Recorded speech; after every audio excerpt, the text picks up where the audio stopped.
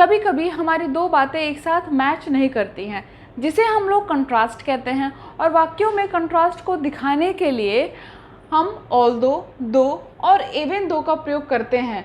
तो गाइज ये है हमारा आज का टॉपिक। आज हम लोग पढ़ने जा रहे हैं ऑल्दो, दो, इवन दो का प्रयोग करना आज हम लोग सीखने जा रहे हैं। पहले तो प्रोनाउंसिएशन पे ध्यान दीजिएगा।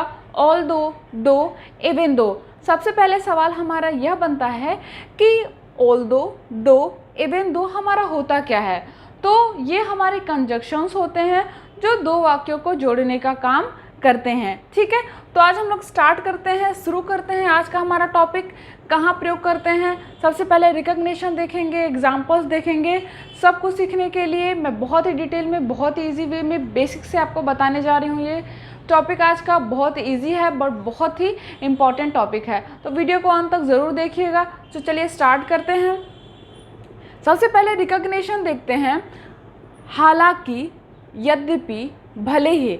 यदि किसी वाक्य की शुरुआत या फिर किसी वाक्य में हालांकि, यद्यपि या फिर भले ही आता है तो हमें इन कंजक्शंस का प्रयोग करना है। आप चाहें तो ऑल्दो का प्रयोग कर सकते हैं, आप चाहें तो दो का प्रयोग कर सकते हैं, आप चाहें तो इवन दो का प्रयोग कर सकते हैं। ठीक है, तीनों का अर्थ जो होता है यही होता है। ठीक है, तो अगर किसी भी वाक्य में हालांकि, यद्यपि, भले ही आपको दिख जाता है तो आप वाक्य में इनका प्रयोग कर सकते हैं। ठीक है, अब ये सवाल बनता है कि कैसे वाक्य आएंगे। तो जैसे कि अगर मुझे कहना हो हालांकि वह गरीब है पर दिल का अच्छा है, हालांकि मैं बहुत मेहनत करती हूँ पर मुझे रिस्पॉन्स नहीं मिलता, हालांकि उसने बहुत पढ़ाई की पर पास नहीं हो सका, हालांकि पुलिस ने चोर का पीछा किया पर पकड़ नहीं पाई। तो आप ये देख रहे हैं कि सारे वाक्यों में हालांकि शब्द जुड़ा हुआ है और साथ ही साथ पर या फिर भी आ सकता है। हालांकि और फिर भी या फिर पर शब्द जुड़ा हुआ है। तो ऐसे वाक्यों को बनाने के लिए हमें ऑल्दो, दो या फिर इवन दो का प्रयोग करना है। इवन दो का प्रयोग थोड़ा सा अलग हो जाता है जो मैं आपको लास्ट में बताऊंगी। ठीक है, फिलहाल जैसे कि मैंने आपको बताया कि हालांकि मैं बहुत मेहनत करती हूँ पर मुझे रिस्पॉन्स नहीं मिलता, तो मैंने जैसा कि पहले ही बोला कि हमारे दो वाक्य होते हैं जो एक साथ मैच नहीं करते हैं, जिसे हम लोग कंट्रास्ट कहते हैं। वैसे ही हालांकि मैं बहुत मेहनत करती हूँ, जब मैं बहुत मेहनत करती हूँ तो मुझे रिस्पॉन्स मिलना चाहिए।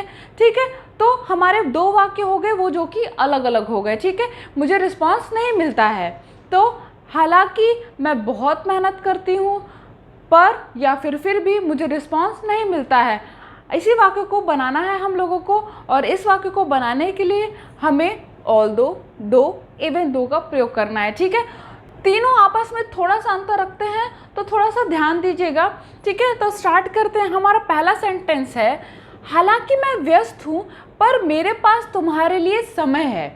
ठीक है, सबसे पहले तो आप ये हालांकि को भूल जाइए। ठीक है, पहले आप हालांकि को भूल जाइए, पहले आप ये वाक्य देखिए, मैं व्यस्त हूँ पर मेरे पास तुम्हारे लिए समय है। ठीक है, अगर हमारा वाक्य सिर्फ ऐसे ही है, मैं व्यस्त हूँ पर मेरे पास तुम्हारे लिए समय है, तो आप सीधे सीधे वाक्य बनाएंगे, I am busy but I have time for you. ठीक है, ये हमारा सिंपल सेंटेंस हो जाएगा, कोई नियम नहीं। पर के लिए बट का प्रयोग किया और वाक्य हमारा बन गया। ठीक है, बट अगर आप हालांकि का प्रयोग कर देते हैं तो वाक्य हमारा थोड़ा ज़ोरदार हो जाता है, मतलब कि थोड़ा सा प्रेशर में आ जाता है। वाक्य पे आप थोड़ा सा जोर दे करके कह रहे हैं, तो हालांकि शब्द भी वही होता है, वाक्य में थोड़ा सा जोर दे देता है। ठीक है, तो जब हालांकि शब्द जुड़ जाता है तो वाक्य हमारा ज़ोरदार बन जाता है, और जिसको दर्शाने के लिए हमें ऑल्दो या फिर दो या फिर इवन दो का प्रयोग करना है। ठीक है, सो हालांकि मैं व्यस्त हूँ, अब इसको हटा देते हैं। हालांकि मैं व्यस्त हूँ पर मेरे पास तुम्हारे लिए समय है। तो सबसे पहले हम हालांकि सबसे पहले कर लेंगे, मतलब कि ऑल्दो का प्रयोग कर लेंगे। तो हमने ऑल्दो सबसे पहले लिख लिया, उसके बाद जो भी हमारा वाक्य कह रहा है, जो भी वाक्य हमारा कह रहा होगा उसके अकॉर्डिंग हम लोग नियम लगा करके वाक्य बना देंगे। जैसे कि मैं व्यस्त हूँ, ये हमारा सिंपल प्रेजेंट है, तो I am busy, I am busy. पर के लिए आप कॉमा का प्रयोग करेंगे। ठीक है, पर के लिए आप कॉमा का प्रयोग करेंगे।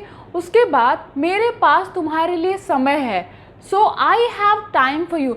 यहाँ पे आप थोड़ा सा ध्यान दीजिएगा कि जब आप ऑल्दो का प्रयोग करते हैं तो पर के लिए येट का प्रयोग किया जाता है, ठीक है, येट का प्रयोग किया जाता है। अगर आप किसी एग्ज़ाम में बैठे हैं और एरर की तरह पूछ रहा है तो ये बात याद रखिएगा कि ऑल्दो के साथ येट का प्रयोग किया जाता है। स्पोकन में वाइल स्पीकिंग अगर आप छोड़ देते हैं, मिस कर देते हैं, नहीं बोलते हैं, नहीं लिखते हैं तो कोई बात नहीं, लेकिन आप किसी भी एग्ज़ाम को दे रहे हैं और अगर एरर की तरह पूछा गया है या फिर अगर आपको लिखना है तो आपको ऑल्दो के साथ येट का प्रयोग करना होगा, ठीक है, ज़रूरी हो जाता है। तो although I am busy I have time for you, ये हमारा पूरा वाक्य बन गया, ठीक है। नेक्स्ट देखते हैं, हालांकि मुझे बहुत नींद आ रही थी फिर भी मैं दोस्तों के साथ बाहर गया, ठीक है, मुझे बहुत नींद आ रही थी, ठीक है। अगर आप सिर्फ हालांकि से अगर वाक्य नहीं बनाते हैं, सिर्फ सिंपल वाक्य बनाते हैं तो बट लगा करके आप वाक्य बना सकते हैं, लेकिन अगर आप हालांकि से बना रहे हैं तो इसका मतलब है कि आप वाक्य पे थोड़ा सा जोर दे रहे हैं, ठीक है। So although I was feeling sleepy, मुझे बहुत नींद आ रही थी, although I was feeling sleepy, comma yet, फिर भी के लिए yet, I went out with friends, मैं दोस्तों के साथ बाहर गया, past and definite tense, so I went out with friends. Clear हो रहे हैं वाक्य, आगे बढ़ते हैं। हालांकि मुझे ज़्यादा अंग्रेज़ी नहीं आती पर मैं हमेशा अंग्रेज़ी बोलने की कोशिश करता हूँ। ये देखिए यहाँ पे दो आ गया, ठीक है। सबका एक निकनेम होता है, घर का नाम कुछ और होता है, स्कूल का नाम कुछ और होता है, दोस्त कुछ बुलाते हैं, तो उसी तरीके से ऑल्दो दोनों हमारा सेम ही है, बस हमारे नाम अलग अलग हैं। आप यहाँ पे ऑल्दो का भी प्रयोग कर सकते हैं, दो का भी प्रयोग कर सकते हैं, लेकिन यहाँ पे बस थोड़ा सा अंतर ये हो जाएगा, जैसा कि मैंने कहा तीनों अलग अलग थोड़ा थोड़ा अंतर रखते हैं, ठीक है। सो यहाँ पे जब आप दो का प्रयोग करेंगे तो येट का प्रयोग नहीं करेंगे, ठीक है। आप ऑल्दो का प्रयोग करेंगे तो आपको येट का प्रयोग करना होगा, लेकिन अगर आप दो का प्रयोग कर रहे हैं तो आप येट का प्रयोग नहीं करेंगे। बोलते समय स्पोकन में ज़्यादातर दो का ही प्रयोग किया जाता है, ऑल्दो का प्रयोग नहीं किया जाता है। मैं ये नहीं कह रही हूँ कि नहीं किया जाता है, कम किया जाता है, ठीक है। So though I don't know much English, मुझे ज़्यादा अंग्रेज़ी नहीं आती है, though I don't know much English पर मैं हमेशा अंग्रेज़ी बोलने की कोशिश करता हूँ, present definite, I always try to speak English, I always try to speak English, though I don't know much English I always try to speak English. Clear है, आगे बढ़ते हैं। हालांकि वह बहुत कम खाती है पर वह मोटी होती जा रही है, हालांकि वह बहुत कम खाती है, मतलब कम खाती है तो उसे पतला होना चाहिए, पर वो तो मोटी होती जा रही है। हमारे दो सेंटेंसेस हैं जो आपस में मैच नहीं कर रहे हैं, कंट्रास्ट हो जाएगा। सो दो शी ईट्स लेस फूड, कम खाती है, प्रेजेंट डेफिनेट, दो she Yeats less food, comma पर के लिए कॉमा, वह मोटी होती जा रही है, सी इज़ गेटिंग फैट, वह और मोटी होती जा रही है, सी इज़ गेटिंग फैट, ठीक है। क्लियर है, हालांकि वह बहुत कम खाती है पर वह मोटी होती जा रही है, दो she Yeats less food she is getting fat. Clear है। नेक्स्ट एंड लास्ट, हालांकि दुर्घटना बहुत बड़ी थी पर मुझे कुछ नहीं हुआ।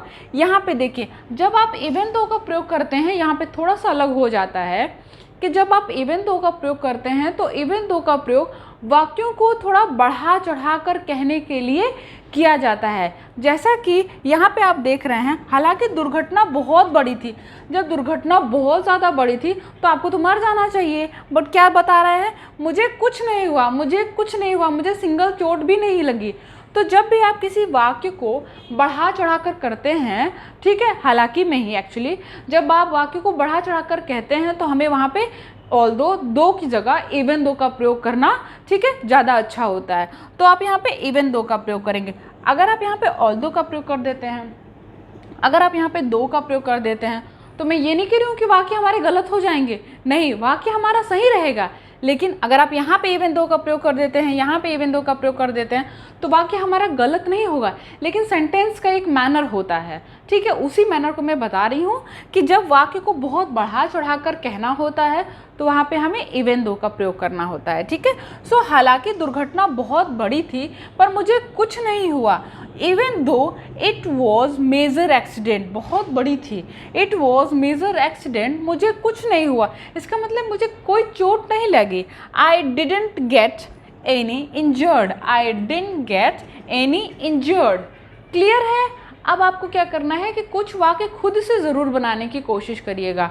जब आप खुद से कुछ वाक्य बना लेते हैं तो आपकी प्रैक्टिस हो जाती है और आगे चल करके जब भी ऐसे वाक्य आपके सामने आएंगे तो आप बहुत आराम से ट्रांसलेट कर लेंगे और आप किसी को बता भी सकते हैं, ठीक है।